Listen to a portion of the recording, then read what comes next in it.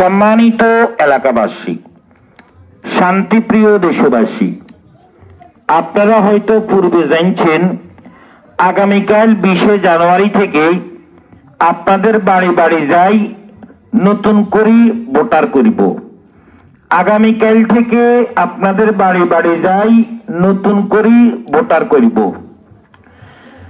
যাদের জন্ম 1 জানুয়ারি 2008 অথবা তার আগে, যাদের জন্ম 1 জানুয়ারি 2008 অথবা তার আগে, তারা নতুন করে ভোটার হইতে পারবেন।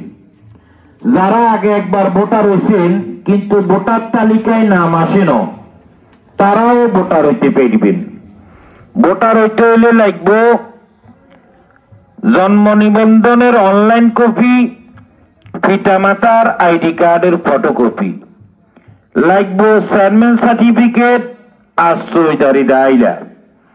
এরপরেও যদি আপনারা না বুঝেন, ইউনিয়ন পরিষদে যাই বিস্তারিত জানিয়ে আসবেন, বুঝিয়ে আসবেন।